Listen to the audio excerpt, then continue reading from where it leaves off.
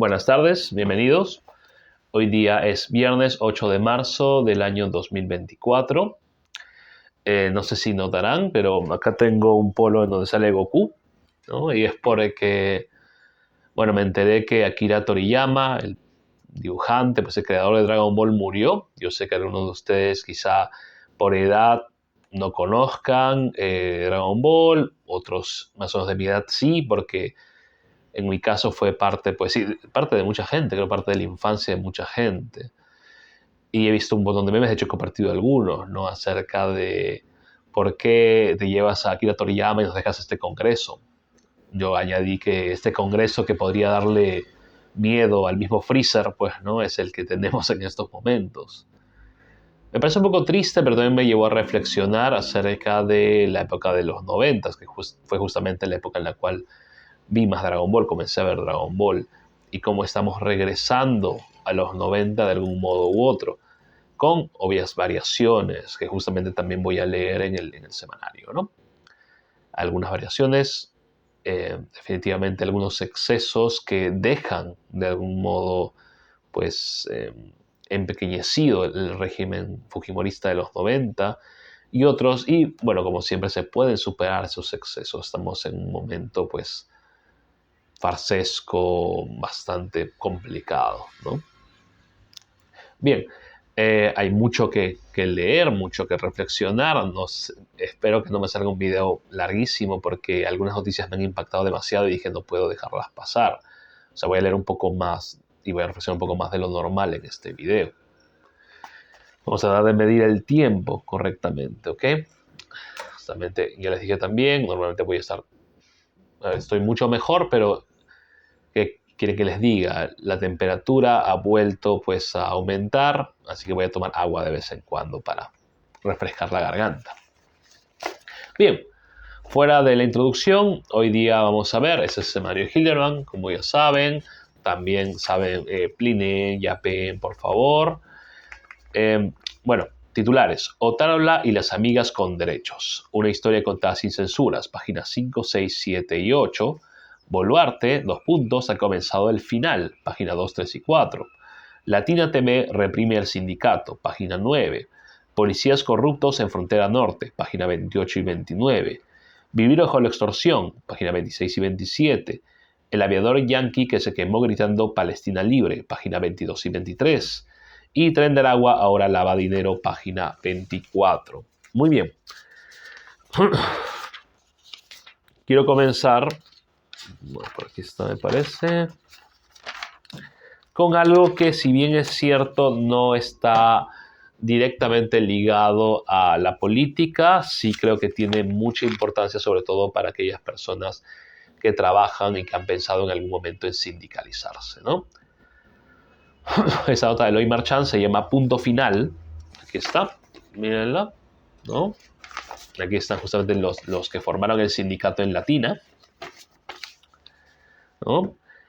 Latina Televisión despide a 12 de los 20 trabajadores que se atrevieron a crear un sindicato. ¿Okay? Hay varias cosas aquí para desgranar. Vamos a comenzar. Muy bien. El sindicalismo está proscrito en Latina, el canal que preside con mano de hierro Cayetana Aljovín.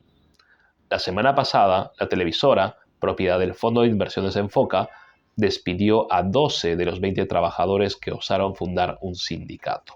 Abro comillas. Formamos el sindicato porque es la única forma de hacer respetar nuestros derechos laborales.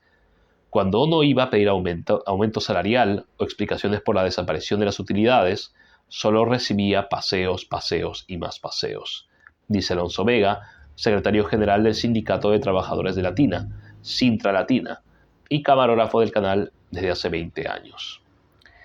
Sintra Latina se formó el pasado 24 de febrero con 20 trabajadores. Solo 2 días después de que el Ministerio de Trabajo reconociera oficialmente el sindicato, la gerencia del canal reaccionó. La mañana del 28 de febrero, Alonso Vega fue convocado a una reunión a la oficina de Diego Basso Bustamante, gerente de finanzas de Canal 2. Basso le propuso un jugoso acuerdo para que rescinda el contrato con la televisora. Abro comillas. Me dijo que el canal estaba atravesando por serios problemas económicos y me propuso un acuerdo de mutuo disenso. No lo firmé porque sabía que en el fondo se habían enterado del sindicato y con mi salida buscaban romperlo, cuenta Vega. Tras negarse, el tono de la reunión cambió drásticamente. Entraron a la oficina dos abogadas con un nuevo documento, su carta de cese por mal desempeño laboral, abro comillas. También me pidieron firmar e igual me negué. Les dije que en todos mis años en Latina nunca había tenido una amonestación. Me comunicaron que mi actitud estaba siendo registrada notarialmente y que debía atenerme a las consecuencias, detalla Vega. Luego de la reunión, Vega se fue a Sunafil y presentó una denuncia por maltrato laboral. Sunafil se apersonó a Latina al promediar las 6 de la tarde, y hasta ese momento el canal de Cayetana El Jovín ya había despedido a los 12 integrantes, a 12 de los integrantes del sindicato. Abro comillas. Nosotros hemos dado prácticamente nuestra vida por el canal.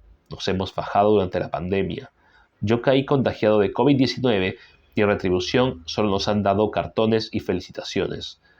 Con eso nuestras familias no comen y nuestros hijos no pueden ir a la universidad, dice Eric Seminario, camarógrafo desde hace 15 años de Latina, uno de los despedidos. Ninguno de los 12 camarógrafos despedidos tenía un sueldo superior a 4.000 soles, pese a tener más de 30 años de experiencia y haber recibido premios. Abro comillas. Lo que los gerentes quieren es rompernos para que el sindicato desaparezca y con eso mandar un mensaje a los otros trabajadores. Añade, perdón un momentito, estoy en la página 30. Eso continúa en la página 30. ¿Okay? Añade Vega, quien en los próximos días presentará una acción de amparo para que Latina lo restituya en su puesto. El fondo de inversión Enfoca, cuyo líder es Jesús Zamora, es el dueño de Latina desde 2012. Zamora fue presidente del directorio de Latina hasta julio del año pasado, cuando decidió mudarse a vivir fuera de Perú. En su reemplazo nombró a Cayetana El Jovín, la multifacética exministra que también está en los directorios de Intercorp, Tecnofast y la Cámara de Comercio Americana. Fuentes cercanas a Zamora señalaron en esta publicación que no se descarta una próxima venta del canal. Esto lo dicen en la noticia sale, ¿no? Porque a pesar de haber tenido los derechos del Mundial, a pesar de sus inversiones en Internet, parece que Latina es el medio que menos dinero le da pues a Zamora y a su gente, ¿no? Ni el convenio de 2015 con Panamericana Televisión ni la apuesta en Internet han dado resultados. Abro comillas, Zamora es un hombre de negocios. Empresa que no le rinde, la vende. Lo que desea ahora con Latina es recuperar la inversión que hizo y luego ponerle en vitrina, dice el informante. Y un sindicato en casa no la hace precisamente fotogénica. Ok. Antes de pasar a la siguiente noticia, hace algunos años yo trabajé en una universidad de asistente de cátedra, ¿no? Y hubo una iniciativa pues para sindicalizar a la gente porque los que eran asistentes de cátedra estaban siendo muy mal pagados, ¿no? Hubo esa iniciativa, al final la iniciativa no prosperó, mucha gente no quiso hacerlo, ¿no? Y bueno, yo me salí, creo que, no sé, lo comenté en el canal, viví un año en Argentina, ¿no? Cuando regresé, vi otro trabajo, luego me fui otra vez al extranjero a estudiar mi maestría. Pecado, por cierto. Bueno, el caso es que, para que no me digan caviar luego, ¿no? Bueno, el caso es que cuando hice todo esto y regresé, hablé con gente que seguía trabajando en el mismo lugar y me dijeron que de nuevo estaban buscando sindicalizarse, ¿no? Y al final, ¿qué pasó? Que efectivamente hubo una gran purga y eliminaron a bastante gente, obviamente gente que tenía que ver con esta iniciativa, porque no se llegó a formar el sindicato. Eso pasa mucho en Perú. En otros países sindicalizarse es algo pues bien visto, ¿no? Es necesario. En Estados Unidos ahorita más bien se está persiguiendo de nuevo la sindicalización, ¿no? Hace poco se formó un sindicato en Starbucks, me parece, ¿no? Y obviamente se intenta amenazar a la gente que forma sindicatos. Y Perú, pues que de algún modo repite hasta lo que pasó en el Capitolio, que lo repitió Keiko, ¿no? Tratamos de repetir lo peor de Estados Unidos o lo que más le conviene a los empresarios, ¿no? En este caso, la proscripción de los sindicatos. Un tip para ustedes, yo no soy abogado, pero un tip para ustedes es este. si los quieren votar de un trabajo y les piden que firmen algo, no lo firmen. Primero asesórense con un abogado, niéguense a firmar. Así forman un caso. ¿Ok? De hecho, hay un TikToker, no me acuerdo su nombre ahorita, que tiene varios videos muy cortos donde habla, él dice, no soy abogado, pero sí tiene, ¿cómo se llama?, información sobre qué es lo que se debería hacer para evitar este tipo, pues, de explotación laboral. ¿Okay? Es muy importante esto. Bien, continuemos. La segunda noticia es por Américo Zambrano. Aquí la voy a enseñar, ¿no? Aquí no sé si lo ven. ¿No? Ha comenzado el final. Un video terminó con Fujimori. Alberto Otárola, el tocayo justamente, ¿no?, ha caído por un audio hormonal en el que hace de galán con plata pública. Su expulsión, sin embargo, le quita al gobierno un operador paciente y decisivo. Dicen que la señora Boluarte exigirá ahora mayor protagonismo. Que nos cojan confesados. Muy bien. Ok. La información sobre unos videos íntimos de Otárola con una joven identificada como Yaciré Pinedo, con la que tuvo una relación sentimental y a la que presuntamente ayudó a ganar un contrato en el Ministerio de Defensa, se la hizo llegar a la presidenta Dina Boluarte su propio hermano Nicanor, de acuerdo con fuentes del Ejecutivo. Desde hace algunos meses atrás, el hermano de la mandataria y el ex primer ministro se encontraban enfrascados en una lucha de poder que partió al gabinete y al gobierno en su conjunto en dos bandos. Uno de ellos, el grupo de Otárola, estaba conformado por los ministros de Vivienda, Jania Pérez de Cuéllar, Cultura, Leslie Urteaga, Economía y Finanzas, José Arista, Comercio Exterior y Turismo, Juan Matius, Ambiente, Juan Castro Vargas, entre otros. Mientras que en el bando de Nicanor Boluarte se cuentan los titulares de las carteras de trabajo, Daniel Maurate, Energía y Minas, Rómulo Mucho, Interior, Víctor Torres, Justicia, Eduardo Arana y Educación, Miriam Ponce. Otárola seguía controlando las riendas del gobierno, pero el hermano de la presidenta había empezado a ganar poder de manera peligrosa. Las pugnas llegaron a tal extremo que funcionarios del Palacio de Gobierno aseguran que Otárola mandó a seguir a algunos personajes del propio Ejecutivo que creía eran cercanos a Nicanor Boluarte. Posteriormente, la presidenta de la República le puso la puntería al equipo de consejeros del Premier, empezando por Karina Quinde Mogollón, jefa de la Oficina de Prensa e Imagen Institucional de la PCM. Boluarte culpó a Quinde de haber filtrado a la prensa información contra su hermano Nicanor y también contra su asesor Eduardo Guerrero, a quien el diario El Comercio acusó, basado en documentos oficiales de la Policía Nacional, de haber agredido y amenazado a su conviviente con quemarla viva en el año 2011. Estas joyitas que tenemos, ¿no?, en nuestra vida política. Para el entorno presidencial estaba claro que Quinde habría actuado por orden del Premier. De hecho, cuando El Comercio publicó los antecedentes policiales de Guerrero en septiembre de 2023, Otárola se mostró a favor de que se abriera una investigación. Abro comillas. Nosotros creemos que todo se tiene que investigar. Vamos a regresar a Lima. La verdad que no hemos leído la noticia, pero nosotros trataremos de que se den las explicaciones correspondientes, declaró Otárola desde Arequipa. Poco a poco, el gobierno se convirtió en un auténtico nido de víboras, donde primaron las luchas intestinas, las acusaciones mutuas, la sospecha y los chismes. Y aquí en este contexto, ¿no?, los líos amorosos de Otárola no tardaron en salir a la luz.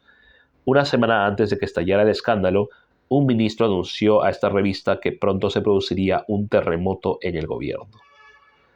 Es probable que Otárola haya viajado a Canadá para participar como expositor en la Convención Minera del Prospector and Developers Association of Canada, PDAC, con la certeza de que sus videos amorosos con Yaciré Pinedo serían difundidos en cualquier momento. La versión, ahora, vamos a hablar de lo que ha dicho también Yaciré Pinedo, ¿no? La versión de que Nicanor Boluarte se encontraría detrás de esa filtración proviene de la propia Yaciré Pinedo, quien declaró en Canal N que el hermano de la presidenta, investigado por presuntos delitos de la corrupción en la fiscalía, la buscó para ofrecerle dinero como parte de un supuesto complot para conseguir, según su versión, el cese de Otárola y poner en ese puesto una persona más próxima a él. Permítanme un segundo.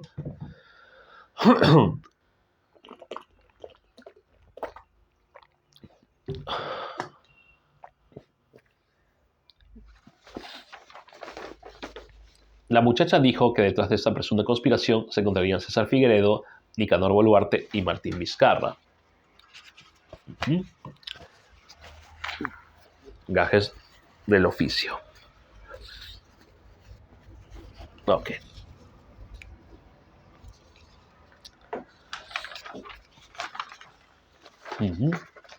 El 19 de septiembre pasado, Yaciré Pinedo se presentó ante la comisaría de La Victoria para denunciar la pérdida de su celular marca iPhone 14 en los alrededores del centro comercial Polvos Azules, según un reporte de la denuncia policial obtenida por ese semanario. Pinedo aseguró que cuando bajó de un taxi cerca de Polvos Azules, se percató de que su teléfono no se encontraba en el bolsillo de su pantalón de buzo. ¿Guarda este hecho alguna relación con la posterior filtración del audio? Se desconoce porque Yaciré Pinedo no ha hecho referencia a esta denuncia, aunque bien podría haberse referido a la posibilidad de que los videos pudieran haber sido extraídos de su celular perdido. Lo más probable, en cambio, es que las acusaciones de Pinedo contra Nicanor Boluarte y Martín Vizcarra hayan sido fomentadas por el propio Otárola en un intento desesperado por aferrarse al cargo. O sea, no sé si se acuerdan, para que se dio la noticia, pero Yaciré Pinedo dijo que tenía evidencia de todas estas conversaciones con Otárola, con Vizcarra, con Vizcarra en realidad, pues, sino con, ¿cómo se llama?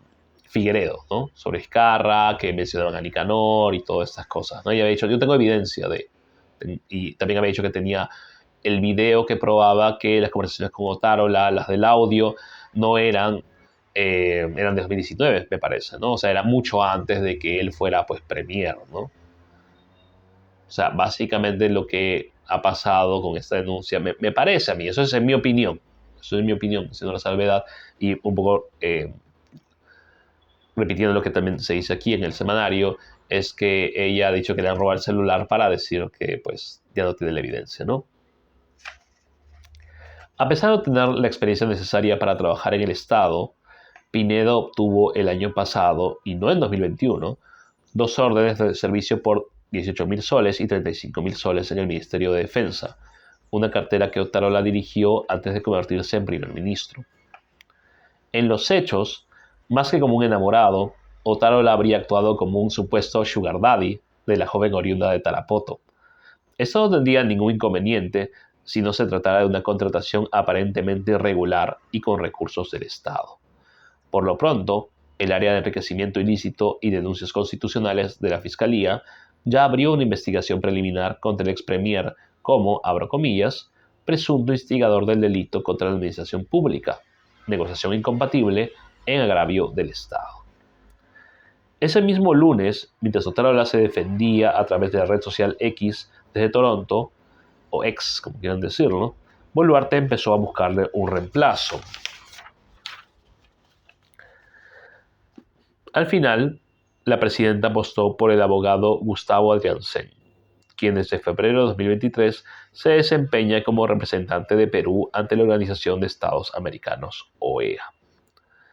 Ese semanario supo que Adriansen no dudó en aceptar el cargo de premier, ofreció su lealtad absoluta a la presidenta y aceptó que Boluarte interviniera en el nombramiento de prácticamente todos los nuevos funcionarios de la PCM. ¿Ok? Contrariamente a lo que algunos podrían pensar, el nombramiento de Adriansen no significa un giro de timón en la política de este gobierno.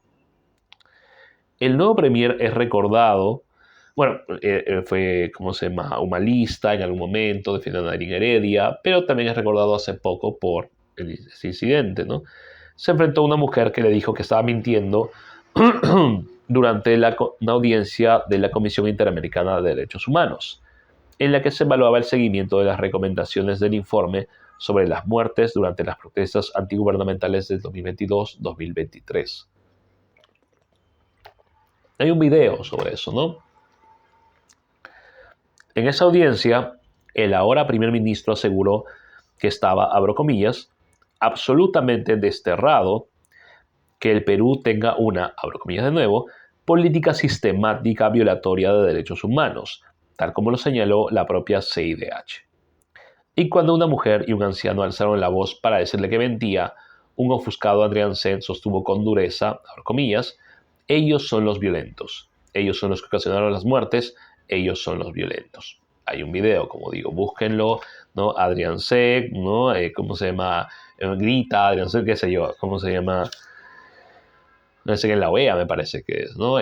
Sí, efectivamente, Adrián Sen de manera prepotente comienza a decir esto, ¿no? Ellos son los violentos, presidente, etcétera, ¿no? Es muy, no sé qué decir, la verdad, porque videos en donde se prueba el sistemático ataque de las Fuerzas Armadas hacia la población, existen, ¿no? Y Dele ha sido premiada incluso por esa investigación, ¿no? Pero parece que viven en un mundo paralelo, ¿no? O les interesa más, y creo que ya, creo que la encerrona fue la que mencionó esto, ¿no? La plata que están invirtiendo para lavarle la cara, pues, al régimen de Boluarte en el extranjero, ¿no? Les interesa más eso. Ok, este es el nuevo premier. Con su designación, la presidenta Dina Boluarte ha confirmado su voluntad de seguir por el mismo sendero de la impunidad, el encubrimiento y la violación a los derechos humanos. El incidente policial sexual de Alberto Otarola no ha cambiado nada. Lo único sorprendente, en todo caso, es que el ex premier cayera por ofrecerle trabajo a una joven a cambio de favores íntimos y no por la muerte a balazos de 50 civiles a manos de las Fuerzas Armadas y de la policía. Fuentes cercanas a la presidenta dijeron a esta revista que el objetivo de ahora en adelante es que Boluarte trabaje de la mano con el premier.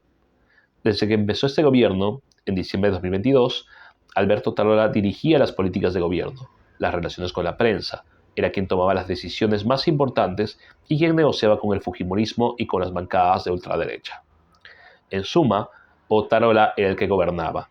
Con su salida, Boluarte cree que por fin podría intentar ser menos la actriz secundaria de esta mala película. El problema es que es que está más sola y débil que nunca. Y sin Otarola se ha quedado sin respaldo político en el Congreso, salvo el que le brinda Acuña, quien anteriormente ya dio muestras de cambiar de postura cuando le conviene. Para un sector de la oposición, la caída de Alberto Otarola sugiere, por el contrario, el principio del fin de este gobierno.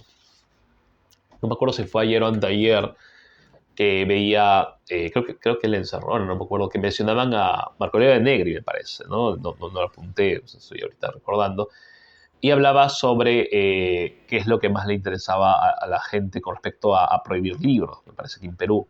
Y decían que la sexualidad, de algún modo, escandalizaba más a la gente que la muerte, ¿no? Que escenarios de muerte, que las palabras, escenarios de muerte, ¿no? Y claro, esto refleja efectivamente lo que creo que sabemos, ¿no? La cucufatería de la sociedad peruana, sobre todo la limeña. Es decir, veamos esto, ¿no? Si hablamos, por ejemplo, de Julio Guzmán, a quien quizá recuerden, ¿no? Julio Guzmán cae porque escapa de esta situación, pues, ¿no? En la cual, de este incendio, dejando a su amante allí, ¿no? Obviamente estamos en una sociedad machista en la cual este pecado no se le va a perdonar, pues, a Guzmán, ¿no? Es irse, huir, ¿no? El bebito Fiu Fiu, en cambio, como se llama Vizcarra, ha sido pues celebrado porque lo ha negado todo, con esta sonrisa medio cínica, ¿no? Y encima pues conquista una chica joven, qué sé yo, ¿no? O sea, lo que esta ambigüedad que tenemos, ¿no? Perdonamos ciertas cosas y no otras. Usted lo que dice aquí el semanario, ¿no? O sea, Otarola no cae por ser un carnicero. Otarola no cae por las muertes que lo salpican, que lo bañan directamente, ¿no? Otarola cae por estos chats, ¿no? Otarola cae por ser este sugar daddy que, como he visto en un montón de pues, memes en redes, oye, si vas a tener algo con alguien, hazlo pero con tu plata, ¿no? Y lo estoy parafraseando bonito en realidad, ¿no? Básicamente es cacha, pero con tu plata basura, ¿no? O sea, no con la plata del Estado. Lo ponen ahí, lo ponen muy bien, ¿no? Sugar daddies van a haber, sugar daddies van a haber en la vida y yo no, sinceramente yo no creo esto que también he visto en otras, ¿cómo se llama?, publicaciones, ¿no? Que Yacine Pinedo es una víctima, no, nada que ver. O sea, una mujer adulta, ella, ¿cómo se llama?, ha sido una transacción, ¿no? Ha cobrado un favor, no se ha metido con otra, no por plata o por empleo. Ahora bien, y obviamente aquí eso es mi opinión, ahora bien, una vez más, ¿qué es lo fregado este asunto? ¿Qué otra lo ha hecho con plata del Estado? ¿No? Con nuestro dinero, el dinero que pagamos con impuestos. Hace unos días decía, de verdad no tengo tiempo, ¿no? Que quería hablar un poco sobre también lo que había visto en el extranjero. Una de las cosas que yo he visto, por ejemplo, cuando yo estuve en España hace unas semanas, los impuestos, o sea, tú ves que funcionan, ¿no? Por ejemplo, solamente para hacerlo muy rápido, porque te tengo que contar otras cosas, el transporte público, ¿no? Para aquellos que han vivido, viven en España o han viajado, ¿no? El metro, el transporte público es eficiente. Todo está conectado, ¿no? Yo puedo tomar un metro en tal lugar, ¿no? Y luego hacer conexión con tal y tal y tal, y solamente he pagado una sola vez. Y voy a llegar, ¿no? Es más, yo diría que a veces tomar el metro es mucho más eficiente que tomar, pues, que agarrar un carro, ¿no? Aquí no, sabemos que ¿cómo se llama?, sistema, pues, de transporte es un caos, es un colapso. Ayer tomé un autobús en la Benavides, por ejemplo, en Miraflores, para ir a la Oligreta. Me demoré la vida allí. Benavides, no sé si saben, es una avenida chiquitita, ¿no? La pista es pequeña.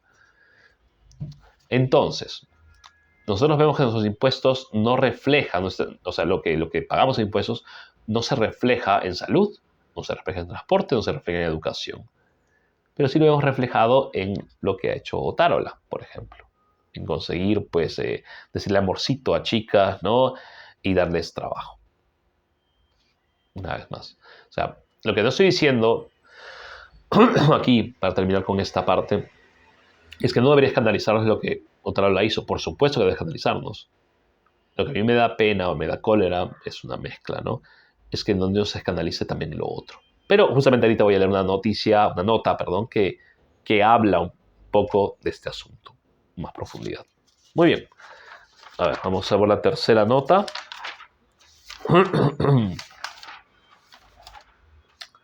Está. Ok, justamente, Otárola. Vamos a ir con Otárola un rato, ¿eh? Acaba de irse. Este es de Juan Manuel Robles, El legado sangriento de Otárola. No es casual que Alberto Otárola salga envalentonado a despedirse del cargo, como quien pasa una nueva etapa profesional en busca de otros horizontes. Es delirante que insinúe que las masas le deparan una carrera política. En realidad, más probable es un linchamiento si se le ocurre aterrizar en la ciudad equivocada. Pero hay algo monstruosamente cierto cuando se jacta de haber sido un rompemanifestaciones de gran calibre. Otárola fue el siniestro operador de un gobierno que, podríamos decir, rompió el tabú de la muerte como una falta grave que obliga a renunciar o genera una crisis terminal. Hasta Manuel Merino, las muertes fueron un escándalo sonoro, como el disparo feroz que termina amargamente con una trifulca que nadie está dispuesto a continuar. El gobierno de Dina Boluarte acabó con esa dinámica, que por un tiempo fue parte de las reglas de juego político en democracia. La muerte de civiles, que existe en todos los gobiernos, conlleva costos políticos que pueden ser terminales según cómo se cometa.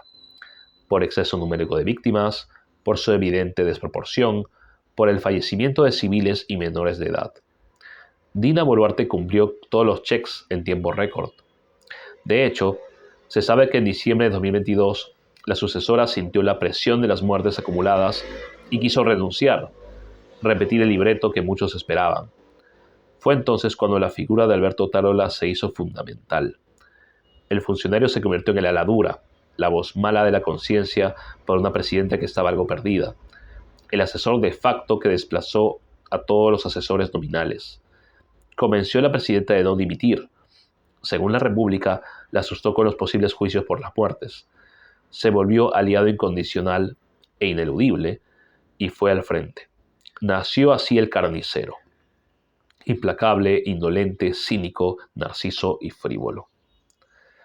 Otárola supo leer que el momento histórico permitía excesos que hubieran tumbado a otros.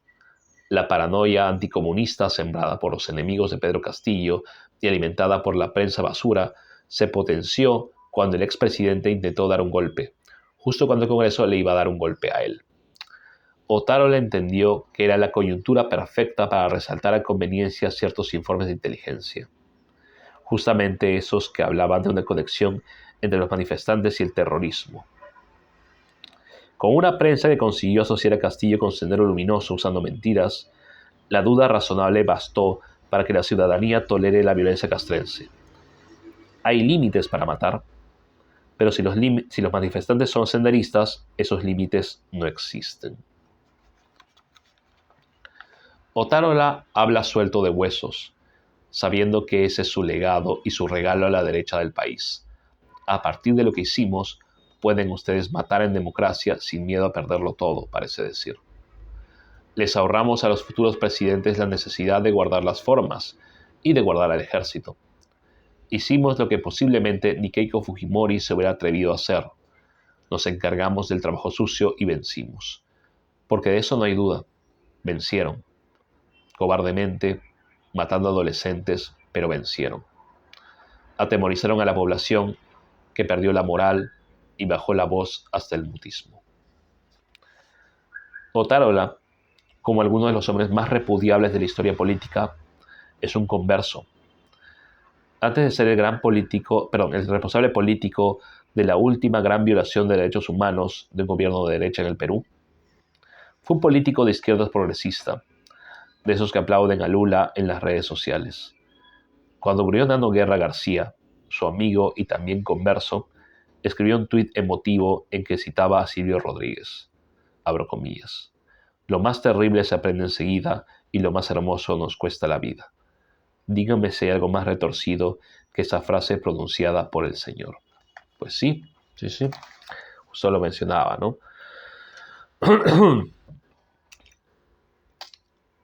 Si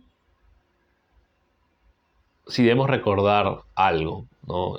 Justamente es eso, ¿no? Primero, desconfiemos, creo yo, ¿no? A veces es bueno desconfiar de la gente, desconfiar de aquellos que son mucha fufulla, mucha palabra, mucho post en redes sociales, mucho compartir, pero que no arriesgan, que no muestran la cara a veces, ¿no? Otárola es justamente eso, ¿no? Un converso, un traidor, si quieren decirlo así. ¿Pero un traidor a qué? Uno puede cambiar de política, no sé, de alineación, si quieren decirlo así, ¿no? No hay nada de malo en eso, creo yo. El problema es por qué lo haces, una, y dos, qué estás justificando en tu conversión. Yo lo había mencionado en este canal, ¿no? ¿Desde cuándo los derechos humanos se volvieron, no sé, un capital caviar? Los derechos humanos, creo yo, que deben ser la espina dorsal, ¿no? La base de cualquier régimen gubernamental, de cualquier alineación política, sea de derecha o de izquierda, ¿no? O sea, no puedes ir por ahí justificando muertes en nombre de qué. Sobre todo de niños, por ejemplo, ¿no? De personas indefensas, de personas que no... Una vez más, esto lo voy a decir después en el caso de Gaza, cuando lo lea, cuando hable un poco de esto, ¿no? Pero no se puede hablar de una guerra cuando se está enfrentando a gente que no está armada. Eso es un abuso. Lo que ha hecho Otárola efectivamente es tener un legado sangriento y sobre todo, efectivamente, rompió límites, ¿no? Pero rompió límites en esta suerte, pues, de régimen cada vez más cercano a lo dictatorial y rompió límites, pues, del abyecto, ¿no? No rompió límites para bien. No fue el innovador, por así decirlo, de una clase política cada vez más desvergonzada y cada vez más asesina. Bien, vamos a pasar. Estamos. Ok, esos son muy rápidos, o sea, son columnas de opinión, ¿no? Parece. Esta se llama Distopía Peruana de Pedro Casusol, me pareció muy interesante. A ver. Al momento en que escribo estas líneas, todavía no han descabezado a la Junta Nacional de Justicia. pero es cuestión de tiempo. Como el enfermo terminal que sabe de lo que va a morir, me siento a esperar la sesión plenaria del Congreso para confirmar mis peores sospechas. Que nos gobierna una sarta de sociópatas a quienes no les importa en lo absoluto el derrotero que tomará el Perú luego de la toma de la JNJ, organismo que nombra a jueces y fiscales. Lecrusa, autoridad de Montoya, es un verdadero homenaje a la interpretación antojadiza de la ley. No quiero enumerar lo evidente, pero el Perú actual está lleno de problemas. El Tren de Aragua y las bandas criminales hacen de las suyas. La inflación está fuera de control y la gente se dedica a contrarrestar los efectos de la crisis. Cada día se hace más difícil vivir en una ciudad donde se nos arrebata el espacio público y el sistema de transporte es un chiste de mal gusto. Pongámonos entonces en el muy probable escenario de que el pacto corrupto controle las elecciones que parecen asomarse a la vuelta de la esquina.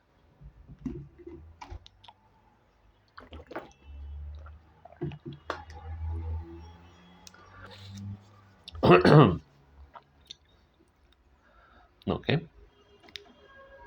No me equivoco entonces al pensar que podríamos seguir cayendo en el hoyo hasta tocar fondo, para bien o para mal. Tocar fondo, en el caso peruano, implica enlodarse en una campaña electoral con una docena de candidatos liliputienses, Keiko Fujimori y Antauro Humala a la cabeza.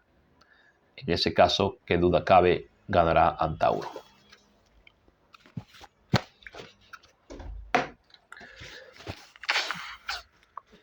Ya lo había mencionado, me parece, ¿no? Perdón. Aún sigo con unos rezagos. Ustedes saben que las infecciones tardan en curar. Ok. El problema es que entonces el aparato electoral ya estará tomado. La consigna será que Keiko gane en mesa. Al final se trata de Antauro, la bestia negra, el asesino de policías, el que va a mandar a fusilar a los corruptos, a su hermano, a todos los gays y a cualquiera que lo mire feo. La derecha peruana sentirá el verdadero terror. Castillo será un chancay de 20 a su lado. ¿Ok? No veo un personaje como Antauro aceptando con los brazos cruzados un fraude como ese, es decir, tratar de impugnarle en las mesas, ¿no? En la distopía que imagino, los reservistas que en mi juventud solían marchar por el centro de Lima volverán a usar sus uniformes y a lucir sus extraños símbolos fascistas y etnoculturales. La apatía popular de los últimos años se convertirá en rabia contenida y la anarquía controlada que estamos viviendo terminará en guerra civil, en una nueva violencia. Todo porque, hace unos años, la candidata hija de un dictador decidió que eso de aceptar su derrota estaba en desuso. Mejor arruinar al gobierno, así sea de su mismo espectro ideológico. Abro comillas.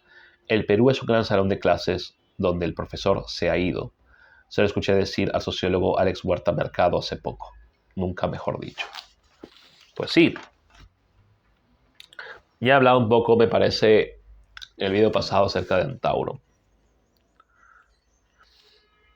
Ahora, también lo dije. Antauro no es el candidato por el cual yo votaría. Prefiero viciar mi voto, ¿no? Estaba viendo, hay un canal que me gusta mucho, ¿no? Se llama Café Kioto. Es un canal que analiza, pues, ¿cómo se llama? Situaciones, series, libros, en función anarquista, ¿no? Y hablan acerca de votar, ¿no?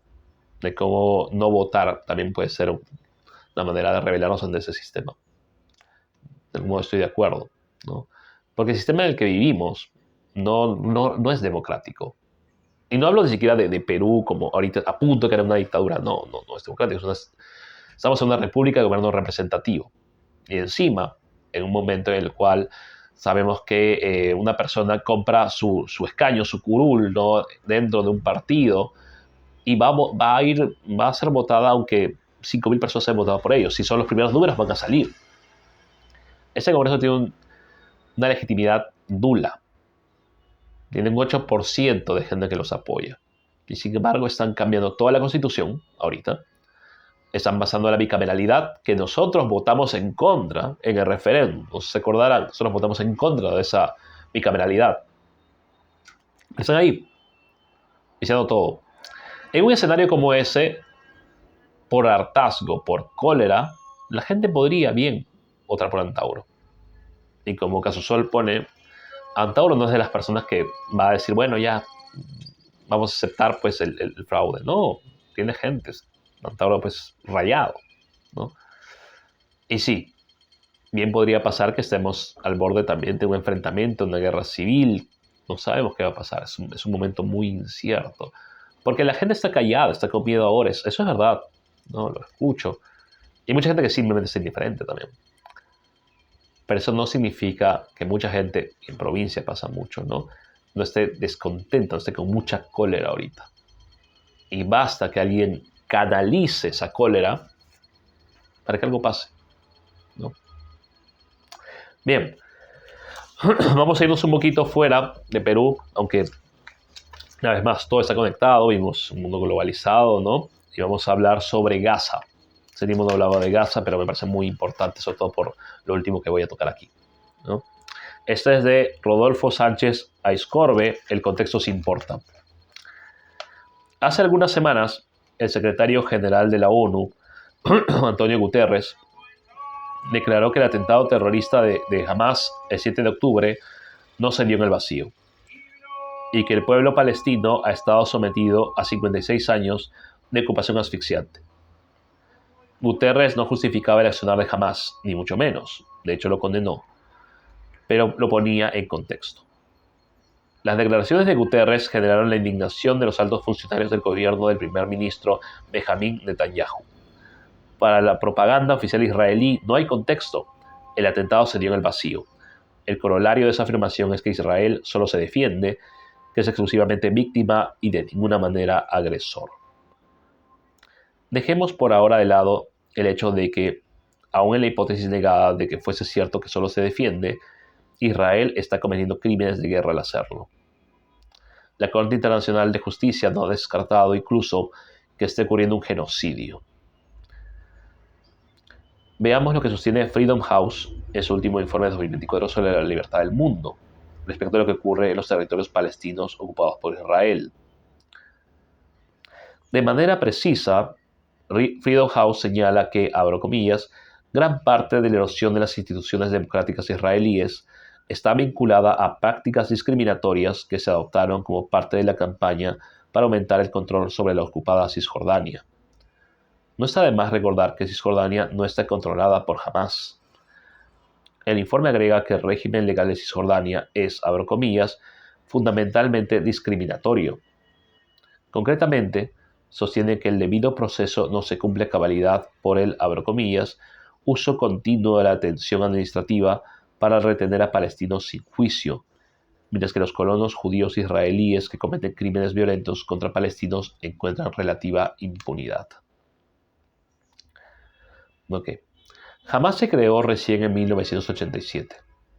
La limpieza étnica de los palestinos ocurrió 4 décadas antes, en 1948, y el despojo y la colonización de los territorios ocupados comenzó tras la guerra de 1967, 2 décadas antes.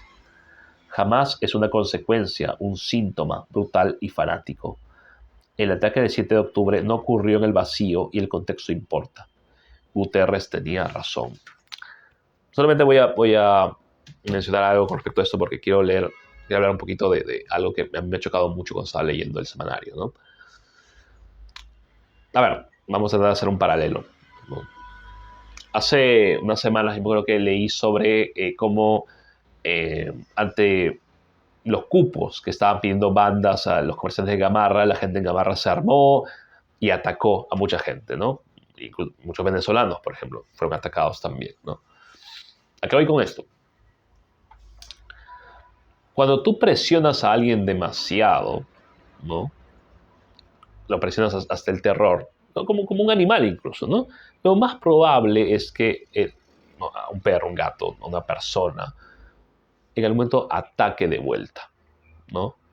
Ya o sea, lo has aterrorizado tanto, lo molestas tanto que ya la persona ataca de vuelta, ¿no? y muchas veces ataca de una manera pues brutal, ¿no? Así como Sánchez, Scorbe, yo no justifico, y como Guterres, yo no justifico lo que hace Hamas. Pero justificar no significa, justificar y entender no son lo mismo, ¿no? Uno entiende por qué sucede esto. Creo yo que si eres suficientemente sensato, podrías entender por qué, de dónde aparece Hamas, ¿no? Lo que la gente intenta no entender, claro, porque obviamente vas a encontrar sus intereses, ¿no? Y justamente vamos a hablar aquí un poco de, como digo, la noticia que a mí me ha chocado bastante, ¿no? Antes de terminar. ¿Dónde está? ¿Dónde está el Finder? Por aquí. Ah, ok. Aquí voy a hablar, más que leer, voy a hablar un poco de esto, ¿ok? Morir por una causa, ¿no? Aaron Bushnell. Aaron Bushnell, militar estadounidense, especialista de la Fuerza Aérea. A ver, voy a leer solamente un poquito y quiero hablar de esto, ¿ok? Este es de Elia y Dis. Minutos antes de quemarse a lo bonzo, Aaron Bushnell empezó una transmisión en vivo desde su celular. Quería anunciar su suicidio y explicar el porqué de su martirio. Abro comillas. Mi nombre es Aaron Bushnell. Soy miembro del servicio activo de las Fuerzas Aéreas de los Estados Unidos. No voy a seguir siendo cómplice de un genocidio, se le escucha decir. Su voz suena serena. Vestido con el uniforme de camuflaje, Bushnell camina hacia la embajada israelí en Washington, D.C. En una mano lleva el teléfono con el que se graba y en la otra el termo con el combustible. Abro comillas. Estoy a punto de protestar de manera extrema, pero teniendo en cuenta el sufrimiento de los palestinos en manos de sus colonizadores, no es extrema en lo absoluto, dice el joven de 25 años. Esto es lo que la clase gobernante ha decidido que es normal. Bien. Hay otra parte, voy a terminar de leer esto y luego menciono. El 25 de febrero, Bushnell partió hacia Washington. Alrededor de las 11 de la mañana publicó en Facebook una imagen del símbolo anarquista. Abro comillas. A muchos de nosotros nos rehúsa preguntarnos, ¿qué habría hecho si hubiese vivido durante la esclavitud de los afroamericanos en los campos de algodón? ¿Qué habría hecho si hubiese vivido durante la época de las leyes de Jim Crow, durante el apartheid de Sudáfrica o si mi país estuviese cometiendo un holocausto? La respuesta es lo que estás haciendo ahora mismo, escribió junto al símbolo. Bushnell dejó un mensaje, ¿no? Entonces se despedía brevemente de su familia, hizo un reparto de sus bienes. Abro comillas. Lo siento por mi hermano y mis amigos por dejarlos así. Por supuesto, si realmente lo lamentara, no lo haría, pero la máquina exige sangre. Nada de esto es justo.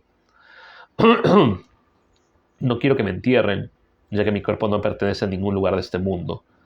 Pero si llega el momento en que los palestinos recuperen el control de su tierra, y si la gente nativa lo acepta, me encantaría que mis cenizas fueran esparcidas en una Palestina libre. En el testamento estipula que todos sus ahorros deben ser donados al Fondo de Ayuda para la Infancia Palestina, que su gato queda al cuidado de su vecino y que a su amigo le deja una nevera llena de cerveza. Mientras el cuerpo de Bushnell arde, uno de los guardias de la embajada de Israel le apunta con una pistola. Un colega del guardia le grita, abro comillas, no necesito que le dispares, necesito que me traigas un extinguidor. Aaron Bushnell murió 7 horas después en el hospital. No voy a... Perdón.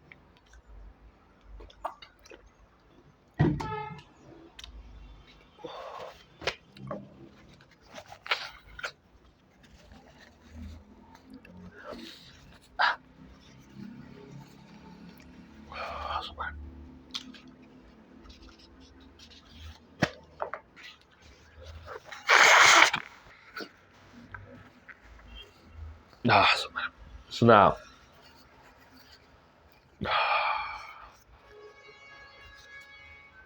Oh, Dios. Es una vaina estar así en el calor, de verdad.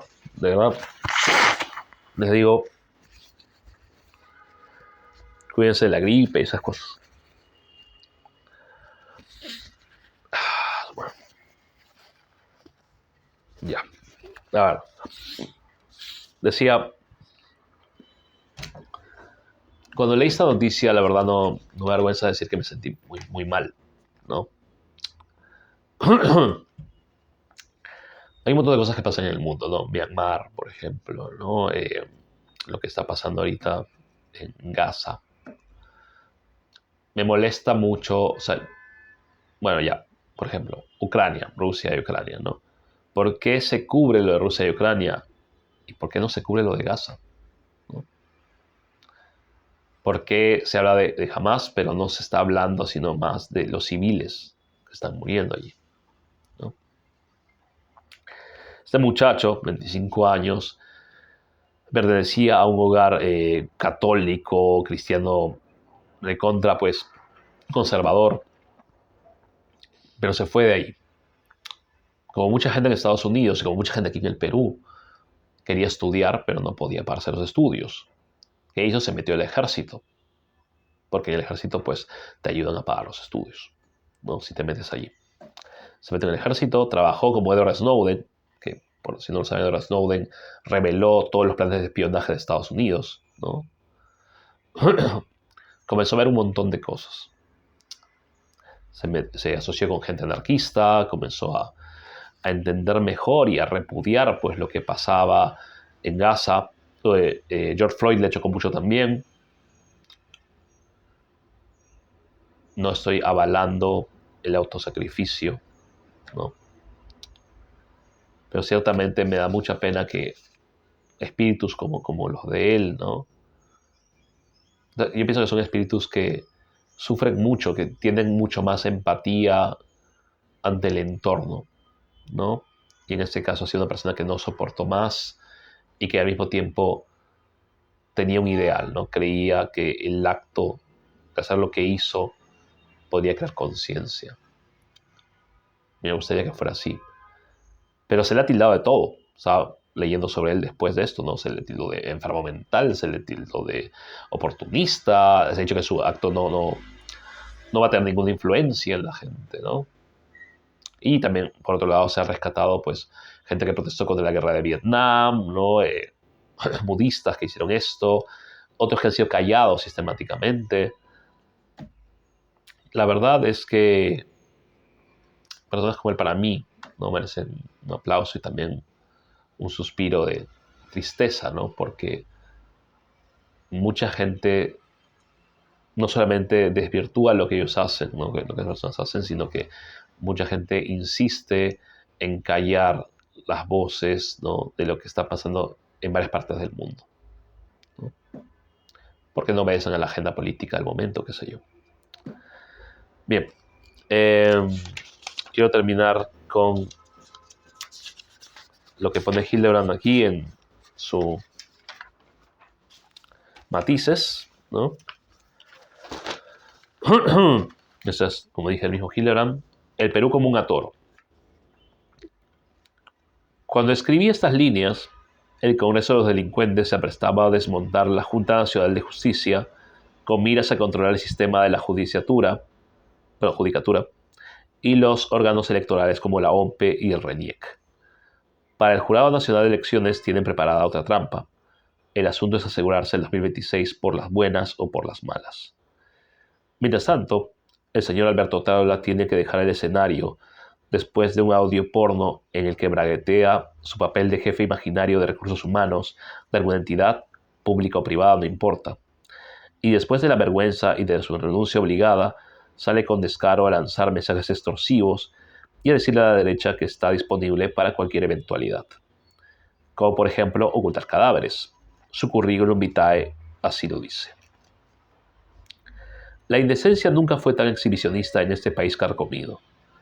Nunca asistimos con tan cobarde resignación a la destrucción de nuestras instituciones y a la difuminación de la separación de poderes. Nunca hemos sido como ciudadanos tan poca cosa. ¿O sí? ¿Acaso no lo fuimos con Leguía, que corrompió el país hasta que un milico burro lo golpeó desde Arequipa? ¿No lo fuimos con Odría, que quiso matar a Aya de la Torre y lo mantuvo 5 años asilado en una embajada? ¿No lo fuimos con Velasco, que quiso ser un Robespierre mangache? ¿No lo fuimos recientemente con el fujimorismo purulento que desde 1995 creó una maquinaria cuyo único propósito era permanecer en el poder para saquear el Estado y servir al líder y a quienes lo rodeaban? Sí, es cierto, pero esta vez es peor. Leguía tenía una visión de país, un concepto del desarrollo, una manera de entender nuestras relaciones internacionales. Era la burguesía bilingüe y en acción. Odría, que fue la respuesta feroz a la agitación todavía marxistoide del APRA, fue el cachaco de los agroexportadores, pero también el promotor de los nuevos derechos laborales y de una infraestructura educacional que no puede subestimarse. Velasco hizo la reforma agraria que el APRA había prometido, abrió compuertas del ascenso social y se enfrentó a una oligarquía que terminó venciéndolo. Pero nadie puede decir que Velasco no tenía un propósito y una idea clara de cómo arrebatarle banderas a la izquierda comunista. Y al Fujimori de su primer periodo no se le puede negar lo hecho en relación al manejo económico y a la lucha contra el senderismo. Pero la señora Boluarte no habría sido ni la secretaria de la PCM de ningún gobierno. Sus intereses terminan donde acaba su apéndice nasal y su programa consiste en durar todo lo que pueda. No hay perspectiva alguna de país en este gobierno escuálido secuestrado por el fujimorismo y su morralla. Un Congreso ilegítimo chalequea a un ejecutivo repudiado. 49 muertes costó asustar a la gente. Esa es la descripción policíaca de la política peruana. El mensaje del cambio de gabinete es muy claro. Seguiremos haciendo lo que nos da la gana, es decir, muy poco, mientras el Congreso lo permita. Y los pobres, los de las ollas comunes, los barridos del mapa en las operaciones de desalojo, y la clase media que se esfuerza por seguir en esa franja y ve amenazada su condición por la recesión, y los emprendedores que viven con las justas y no tienen tiempo ni siquiera para indignarse, ¿esos no cuentan? No, no cuentan. El Perú es un atoro amarronado que Sedapal no puede remediar. Es Boluarte defendiendo a su hermano. Es la derecha que festeja su éxito. Es la izquierda que se tragó el cianuro. Es Fujimori en el Jockey Plaza anunciando lo que sucederá. Es el país que sería fácil no amar.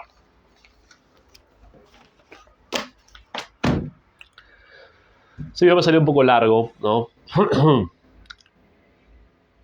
No es mi intención una vez más desanimar a la gente, más bien sería, no sé, pues crear cierta conciencia, ¿no?